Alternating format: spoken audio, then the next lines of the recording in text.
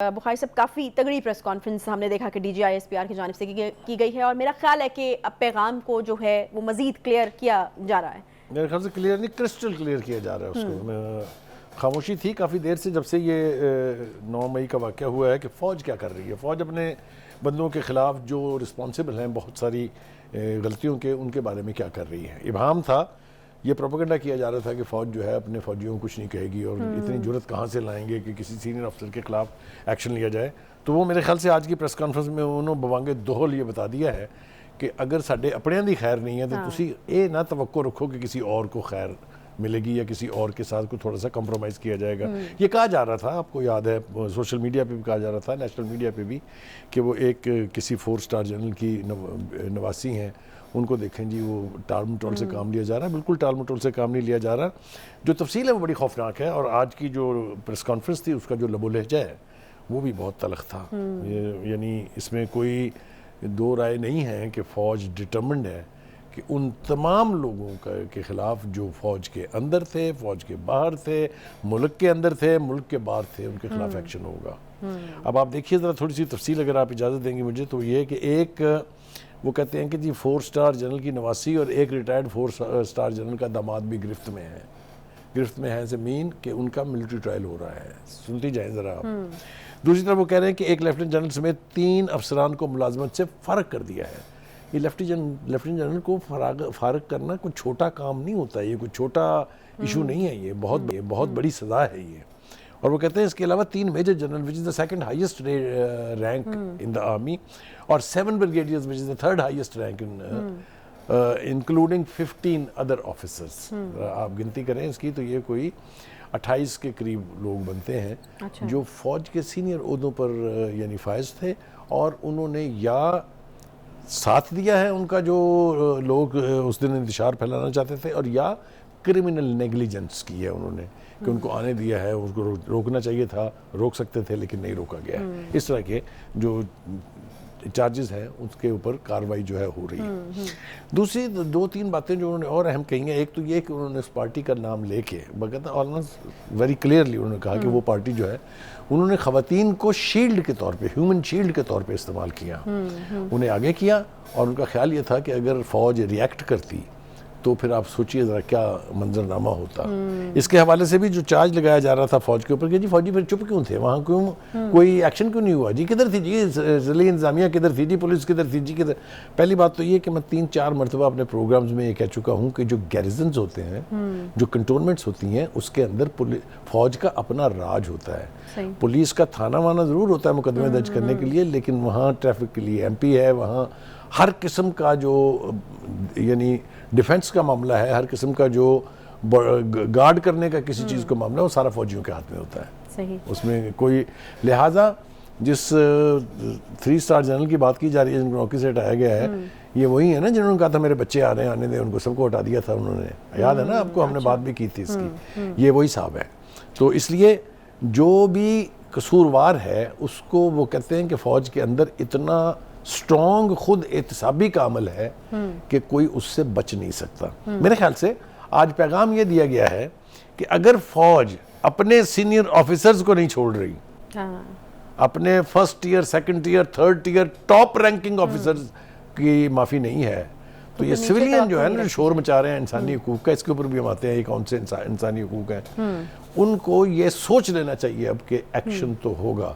इसके अलावा उन्होंने कहा जी कि 102 जो शरपसंद हैं उनको भी मिलिट्री कोर्ट्स में ट्राई किया जा रहा है, और ये वो लोग हैं जिनको अदालतों ने रेफर किया है।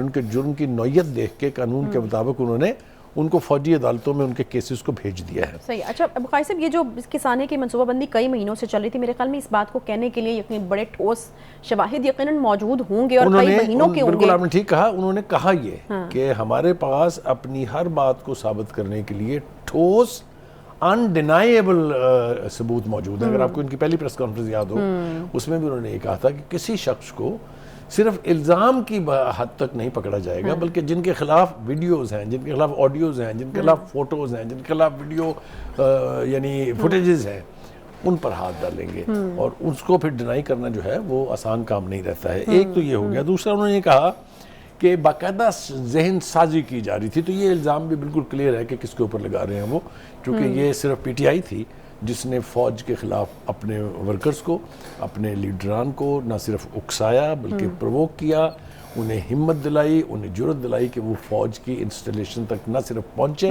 उनको डिस्ट्रॉय भी करें। एक सवाल किया गया उनसे कि जनाब ये बताइए कि एक तासुर ये है, वो उन्होंने बड़े अजीब व गरीब तरीके से बात की कि जी शायद फ़ौज ने ये सब कुछ खुद कराया है एक पार्टी को आइसोलेट करने के लिए। तो बड़ा स्ट्रांगली रिएक्ट किया जन शरीफ ने, और उन्होंने कहा कि फिर मिसालें दी। उन्होंने कहा आप ये समझते हैं कि हमने अपने शहीदों की जो यादगारें हैं उनको खुद तोड़ा? क्या हमने उनके मुजस्समे खुद तोड़े? क्या हमने जीएचक्यू को और मियाँ वाली एयरबेस और जीएचक्यू को खुद आग लगाई?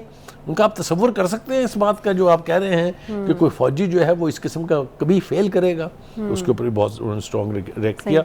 एक और एस्पेक्ट इसका जो है जो मेरे ख्याल से उसको बयान करना ज़रूरी है, वो ये है कि वो ये कहते हैं कि हमें मालूम है कि इनके सहूलतकार जो हैं वो न सिर्फ अंदरून मुल्क हैं, न सिर्फ अंदरून मुल्क अहम ओहदों पर फायज़ है, तवज्जो कीजिए मैं क्या कह रहा हूँ, बल्कि बाहर भी मौजूद हैं। उन्होंने ओवरसीज़ की भी बात की है, वहाँ पर भी बहुत सारे लोग ऐसे हैं जो आइडेंटिफाई किए जा चुके हैं। अब मामला और मरहला है उनको वापस लाने का। आदिल राजा के हवाले से आप सुन चुकी हैं कि ऑलरेडी जो है वो लेटर लिख दिया गया है और इंटरपोल वालों को, और उनको लाने की कोशिश हो रही है, जो कि एक एग्रीमेंट चूँकि साइन हो गया है ब्रिटेन और पाकिस्तान के बीच, फिल्मों को एक्सचेंज का, एक्सट्रेडिशन कहते हैं उसको, एक्सट्रेडिशन लॉ, एक्सट्रेडिशन एक्ट, वो हो गया हुआ है। तो मुलजिमों को वहाँ से लाना जो है वो कोई बड़ी बात नहीं है। फिर एक और बात उन्होंने कही कि ये 1 दिन का, 2 दिन का, 4 दिन का मामला नहीं है, बल्कि जब से इक़्तिदार से निकले हैं मौसूफ तब से ही लोगों को और अपने पार्टी वर्कर्स को फ़ौज के खिलाफ उकसाया जा रहा था। इसकी बहुत सारी मिसालें हैं। और मेरे ख्याल में अब ये वही बात है जिसके ऊपर पहले हमने काफी लंबा अरसा खामोशी देखी है। बिल्कुल आप ठीक कह रही हैं। कोई रिएक्शन जो है वो नहीं आया करता था। ये इसमें ताख़ीर ज़रूर हुई है, लेकिन उन्होंने उसको ताख़ीर का जवाब भी बताया। उन्होंने कहा कि जब तक हमें ये श्योर नहीं हो गया कि जो लोग गिरफ्त में हैं ये बाकायदा सही लोग हैं, इनके खिलाफ सही सबूत और शवाहद मौजूद हैं, उस वक्त तक मेरे ख्याल से ऐलान पब्लिक में आके प्रेस कॉन्फ्रेंस करना मुश्किल था। और दूसरी बात ये कि उन्होंने इंतज़ार किया कि जो अपने लोग हैं उनके खिलाफ जब एक्शन मुकम्मल हो जाए, ये उन्होंने कहा है कैटेगोरिकली कि जो हमारे बंदे थे उनके खिलाफ तो एक्शन मुकम्मल हो चुका हुआ है, जो खुद इंसाफी का अमल है। ठीक है, यानी फौज का कोई बंदा नहीं रहता है जिसको अभी सजा नहीं हुई है। उन्होंने सजा की यानी तफसीलात जो है वो इस वक्त नहीं बताना मुनासिब समझा, लेकिन मुझे चूँकि खुद मालूम है कि जब इस तरह के प्रोसेस से फौज से किसी को निकाला जाता है तो उसकी हालत क्या बन जाती है। सारे पर्क एंड प्रिविलेजेस गए, सारे टाइटल गए, सारे रैंक्स गए, ये लोग दोबारा अपना रैंक इस्तेमाल नहीं कर सकते नाम के साथ। बहुत गंभीर सजा होती है। और यकीनन एक बदनामी जो आपके नाम के साथ जुड़ जाती है कि आपने मुल्क के खिलाफ साजिश की। सही। तो और भी इसके बहुत सारे पहलू हैं जिसके ऊपर बात करना बहुत जब साहब ये जो पहलू है सानहा 9 मई को ना भुलाया जाएगा, ना मुलव्विस अफराद और मंसूबा साजों को माफ़ किया जाएगा। फिर ये भी कहा गया कि 102 शरपसंदों का ट्रायल यहाँ किया जा रहा है और ये जारी रहेगा। हमें पता है कि जो है वो सुप्रीम कोर्ट के अंदर कार्रवाई चल रही है। आपने सही बात पकड़ी है, बिल्कुल ये एक मैसेज है, एक इशारा है उन कोर्ट्स की तरफ भी कि आप ज़रा सोच समझ कर इसको हैंडल करें। अच्छा। क्योंकि 9 मई जो है ये ना हम भूलने जा रहे हैं, ना हम भूलने देंगे, और ना ही इसमें किसी के साथ कोई रियायत होगी। और जब उन्होंने ये इशारा किया ना कि अंदरून मुल्क भी सहूलतकार हैं, तो उसका भी बड़ा मानी खेज अंदाज भी था। अच्छा। और उनकी बॉडी लैंग्वेज भी बहुत मानी खेज थी। आप समझ रही हैं ना मैं क्या कह रहा हूँ कि नहीं? नहीं समझ तो हम तवक्को करते हैं कि हमारे नाजरीन जो है वो भी ये समझ जाएंगे कि इससे मुराद क्या है। इससे मुराद वो तमाम सहूलतकार हैं। अच्छा। वो चाहे अदलिया में हैं, चाहे पुलिस में हैं, चाहे दीगर इदारों में हैं, चाहे मीडिया में हैं, जहाँ जहाँ भी हैं, हाथ जो है गिरफ्त का उन तक पहुँचेगा। और मैं आपको ईमानदारी से बताऊँ, पहुँचना चाहिए, इसलिए कि एक ही तो फोर्स आपके पास मौजूद है जो मुल्क के दिफा के लिए अपनी जानों के नजराने पेश करते हैं। कोई दो राय इसके बारे में नहीं है, मैं कोई फलसफा बयान नहीं कर रहा हूँ, ये हकायक हैं। और ये सिर्फ पाकिस्तान की फौज के लिए, जिस भी मुल्क की फौज होती है जिसके लोग अपनी जानें देते हैं मुल्क के दिफा के लिए, वहाँ फौज की एक अहमियत और एक किरदार होता है जिसको रिस्पेक्ट किया जाना चाहिए मेरे ख्याल से। सही, ठीक।